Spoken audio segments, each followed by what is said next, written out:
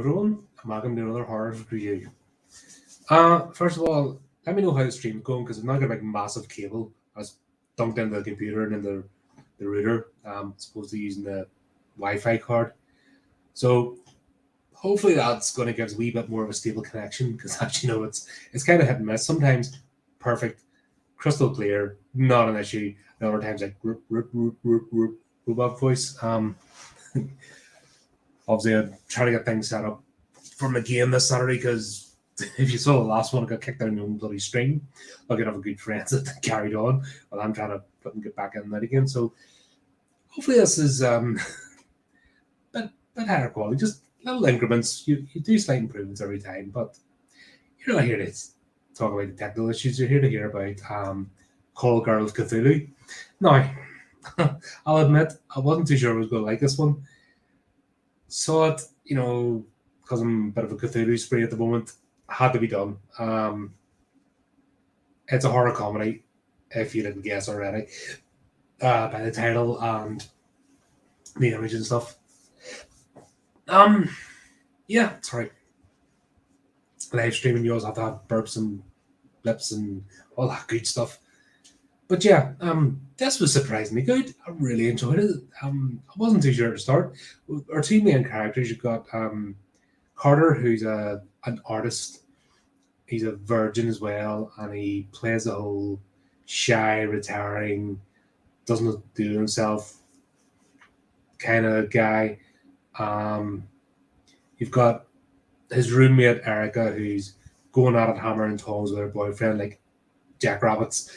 That's kind of the joke, and he's like sitting there doing his games. And of course, there's somebody keeps coming to the apartment building who's part of the oldest profession, sex worker.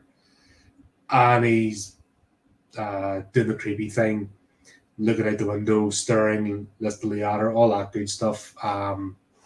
Yeah, and I wasn't feeling much sympathy for him. And I'm like, oh God, dude, calm down. Well, I've been a late starter in life, you get over it. But surprisingly enough, the bit where he decides, he bumps into her, she drops her handbag, and she's picking up her stuff. He comes over, starts helping her. She's a bit snippy, but then he's polite, so he's actually able to have a conversation with her. He gets one of her cards and decides to avail of her services. It turns out not avail of her services in the normal way. He wants to paint her, so use her as a life model. So that kind of flipped the switch in Riley's. And if you're a Cthulhu or a Lovecraft fan and you get the reference, fair play to you. It's so something done.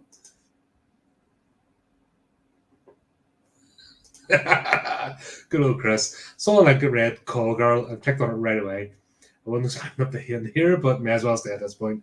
Fair play to you. And we are talking about call girls and sex and boobs and tentacles. So what more do you need in a horror movie? I'll kind of jump ahead a bit, but it goes right back to the start. He's actually been interviewed by a police officer. So it's one of those retrospect movies that starts at the end and then tells you how he gets there. So we kind of know he survives, whatever, because he's there. And he's been asked about the events and so many bodies and people dead and all that kind of stuff. And then he goes into telling the story. And this is how I get the whole thing of him living in his apartment, tortured artist, that kind of thing. His flatmate is a musician who plays the most weird, god-awful type music, They're playing, they're hamming up the stereotypes here. They really are. And it turns out as well, there's like a Jack the Ripper character running about killing sex workers. So we actually meet this guy, and of course he's dressed as a dandy, English accent, cloak, cape, walking cane. He couldn't get more stereotypical if you tried. But it turns out he's not a psychopath. He's actually a cult leader, which is completely different. Apparently, it's all right to do it if you're leading a cult. worshiping one of the great old ones. This is where this is going, by the way. So he's beaten with Call Girl. This is how bloody fantastic. I don't want to spoil it too much, but it's a comedy and it's not much of a plot. So he's getting them and he's looking at their bottoms. He's like, "No, you're not the one, right?" And then he has these two henchmen who wear balaclavas and have those sucker doty type things, like luminous. You know the ones that were in they used in the 90s, the old raves, and they usually spike them with stuff, naughty stuff. it's that sort of thing. It's just there's so many subtle undertones with the costumes and playing about that it goes from complete cheesiness to like clever comedy writing. It's hard to describe, but this could be an absolute cheese fest that just make you cringe the whole way through it. But it's not. It's actually really well done. How they manage to escape those skid along that fine line without delving too much is just brilliant. And I think that's what I was expecting at the start. I was expecting the hammy acting. I was expecting bad effects. I was expecting a really, cardboard cutout, twirling mustache villain. He actually was all right. He wasn't, he's actually decent in his role, so I can't complain. Character of Riley, our main, I don't know if she's a protagonist or an antagonist at this point, because she's a wee bit of a strange journey. But it turns out she's a call girl. She's got a strange birthmark because this is how it's revealed. Because Carter decides he's going to paint her nude, then her birthmark. It's just like, in case you didn't know already, audience, please don't paint my birthmark. I'm very self-conscious about it. And he's like, "Oh, you're beautiful as well." And she's like, "Well, I'm going to see you for free tomorrow night." So that's, quid's in. Going to real date. There you go, winner. And actually, this is where they broke down his character, because he could have been a wee, weedy, wet lettuce, unlikable person that you'd have no sympathy for. But during the painting scene, they managed to bring his character out, which for a comedy horror movie, to do that is some clever writing. So you have to give props to this movie. It's low budget, it's comedy horror. Call girls boobs and tentacles, because there are boobs. Because of course Riley works part-time in a strip club as well, and it's great. And we've also got Professor Edna and Squid. Oh, these two are mad. These are two mad characters. So Professor Edna she's an eye patch. She's like veteran, scarred, in her quest against the occult. And Squid is just super angry at everything and everyone for no reason. She's a head. We've started off with this stakeout. Where's that comes over? I'm jumbling with the plot, but forgive me. I watched it yesterday, and you know how when you get to a certain age, your memory goes. But they're doing a stakeout of the bad guy. Who'd you call it? Sebastian? Yeah, of course, Sebastian's Livy. Sebastian, Bond villain extraordinaire. And when he's checking out said sex worker, and had two other girls in the team, but they're too busy getting off with each other in the middle of the street, and they're like flipping. Now these are supposed to be college kids, but these are like two flipping teenagers, and they're just their acting makes porn stars look like Hollywood A-listers. Let's just put it like that. But they're not long for this world anyway, so wouldn't worry, because that's where we get introduced to the henchmen and the fact that it's an entire cult, not just one crazy person. And those two get dispatched quite quickly. And what it is, they're stealing the book. Yeah, I think it's a play in the Necronomicon, but it's not. And they're stealing. They're just about to get away, and of course the two girls, because they're too busy copping off each other in the middle of the street during the stakeout. You really pick your team, don't you? You know what I mean? If you're picking a team to go up against dangerous occultists, you kind of want their heads in the game. But that's just me. But yeah, it was just a bit of comedy anyway, just daftness. What else? Yeah, so it comes full. This is how we get back to our main characters again, because it turns out Riley is the chosen one. Yeah, of course, there's always a chosen one, but she's the chosen one. That's why she's given the birthmark of Cthulhu. Now, you don't see it too subtly on her person. It's only when the tentacle face, and you're like, oh, dude, that, they managed to just tweak it. They could have had it like proper, like a tattoo, really in your face, but it was kind of faded until he drew it, and then it's more pronounced. And that's what I like about this. It's so clever. I hope it was intentional that they actually knew what they're playing with, because if this was all accidental, it'd be a great shame. Because underneath all the hamminess, there's actually decent storytelling going on here, and not just beating you over the head with it. The playing a little subtle hint, and then you give you a little bit more, a little bit more. All in a flipping 90-minute comedy horror. I'm sold. Yeah, I'm still genuinely surprised how much I like this movie. So it's there you go. Things progress. So what they want is Carter, because he draws album covers, and also he's actually well known in certain circles. His work's actually out there. He's not he does get commissioned work, but because he's such a daydreamer, he's actually reneges in some of his the actual bread and butter stuff he does, because he's daydreaming and wants to wet his whistle. But what they want them to do, the professor and Squid, is copy the actual Cthulhu book that'll summon Cthulhu into a fake one, which is exactly the same, but change the last bit so Cthulhu can't get summoned, which is quite a clever plan.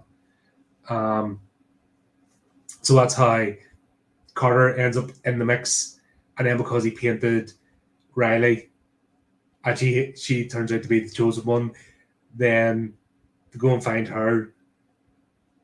And then there's a scene in the mansion, because you can't be a horror film without having a mansion. It really was a fun one. Yeah, absolutely. I was surprised myself how fun this turned out to be. I was just expecting cheesiness and just, not along, but they managed to really tie us in. Even the nudity and the graphic violence played into the actual storyline.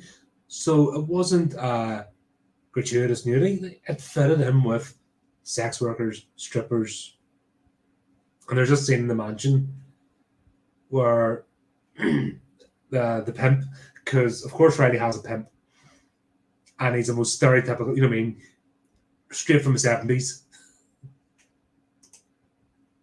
Yeah, I'm actually going to make Adam and Derek pole dance, but shh, don't tell them. That's how they get through one of their missions, and I'll get banned from YouTube, but I think it'll be worth it. Yeah, just I'm all psyched for this, getting into Call of Cthulhu again. So I'm just, all of a sudden, it's like the stars align and all this Cthulhu related stuff is just appearing in front of me. So it's obviously destined to be. That's what I'm doing. What I'm doing. But yeah, yeah, I got this scene. So Riley's pimp brings some other girls because she was too busy that night, because I think she was getting painted by Carter. See how to do this? Actually fits in. So brings these three girls. Obviously, shows your bottoms, like it's more obvious this time. No, they're not the ones, but the children can have them. Then all these cultists come in, and their masks are so daft, but they also work. Because if you're like off the cuff cult and you haven't got these ornate things, and it's a cheap, or like, no, it's basically a sack. It's all cut to show the tentacles. There's nothing actually there, but it fits. That's the thing. It actually fits with this scenario. So if it had been like really ornate and expensive, it would look daft. So everything with the hamminess of this works. Yeah, so they come in, then find out that it's an entire, because we're really seeing the henchmen. Now we see the entire cult. Then the pimp, who I can't remember, but can't remember his name. He gets sort of persuaded. Are you sure you don't have a call girl who has a tattoo of a tentacled Eldritch Bane on her backside? That's the way the conversation went. Actually, funny enough, you mentioned that. If you let me live, I'll point you to her. Too late, that's the way it goes. So at the same time, the professor finds out about her working in the strip club. It's like a race against time to get to the strip club to see who'll get there first. I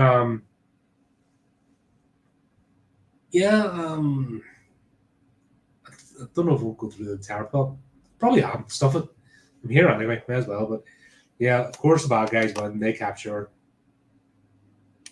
And then they have the first ceremony. And it turns out the first ceremony is because her as a chosen one, a woman with the birthmark who sells her flesh, all the stars align type stuff, will be the mother of Cthulhu's offspring. And yeah, because they all confide, come together, they get the books, and then open the portal. Cthulhu comes out, does his tentacle things with Riley, and it turns out he's impregnated her, and then she's going to transform. How did they break it up the first time? Can't remember how they broke it up. But they opened the portal, closed it again, but it turned out it wasn't important because this was only the first stage.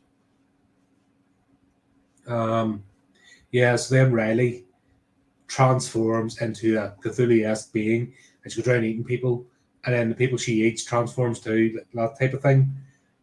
But it's not a zombie movie or an infected movie. It's really well done. There's this guy who lives in the same apartment block as Carter, and that's how it all ties together because she's been visiting him, who left his wife for her, and you're like, mate, there's no way you can be married and be that naive. But then again, yes, you can. Silly me. Blokes, we are stupid. Let's be honest. We have a lot gets dangled in front of us, and we are idiots. We all know it. That's why the sex industry, that's why modeling, that's why everything is all dangled at us, because we're like, you want some of this? Pay the money. We all know we're like, just the best thing is just to embrace it, and as long as you're respectful about it, job's a good one. Sorry, I'm going on a wee tangent there. Surprise, surprise. But yeah, she started eating, but this guy, she infects. And had a wee budgie, and that really annoyed me because he knew once there's a pet and moving, once you show the pet more than 3 times in a single camera shot, the pet's getting it. So of course he eats his own bloody budgie, and then it's for Carter to find him and explain what happened, and then they realize they have to go back to the mansion again. Erica gets kidnapped. She breaks up with her boyfriend. Oh god. Yeah, I forgot about him. Rick the Dick.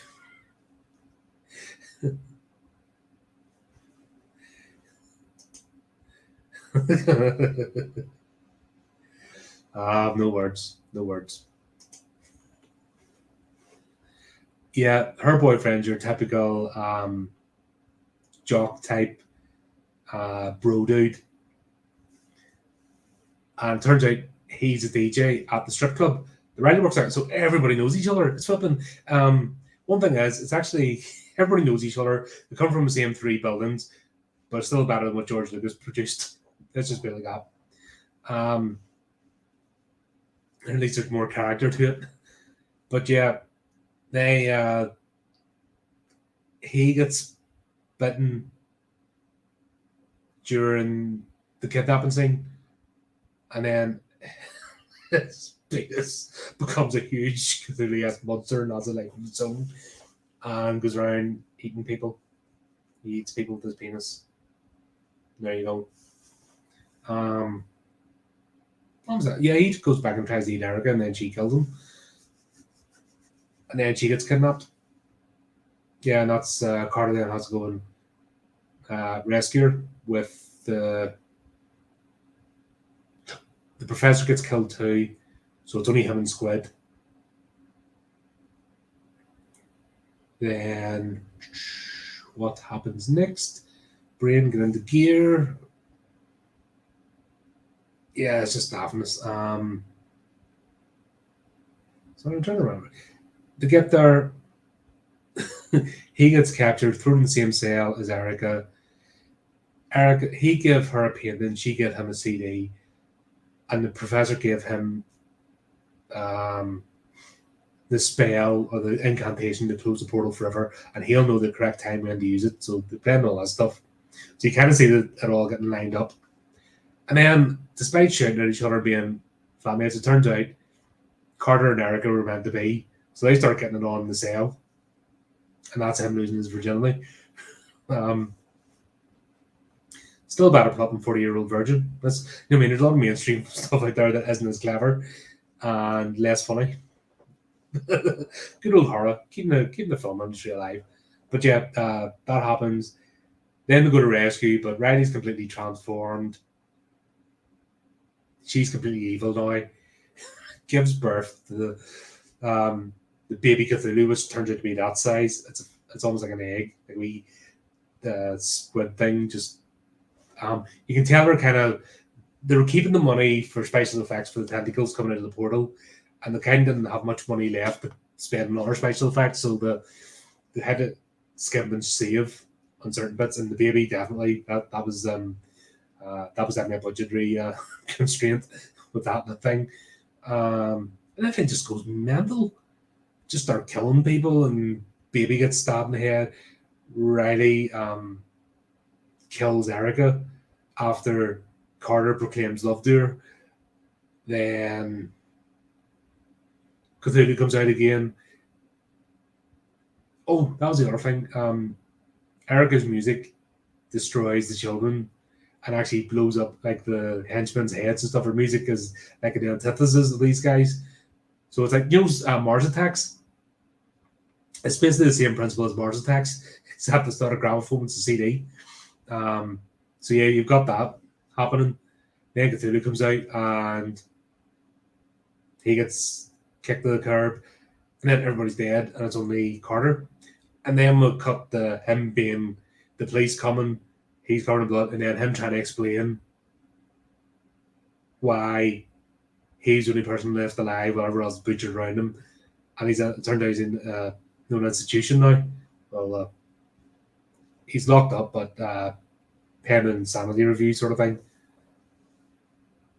And then it finishes up that she's got the book, and then the children of Cthulhu turn up. So Cthulhu didn't get killed, he just got put back in his portal again because of the eternal. Even as Eon's lied and death may die, I need to memorize some of these cheesy stuff. But yeah, so there's no happy ending. They all appear to basically get the book, and then that's it. Cut the credits. So there you go. I'm really surprised how much fun I had watching this movie. I really wasn't expecting to, but I'm glad I did. I'm glad it's one of those random things that popped into my life. I'm all the happier for it.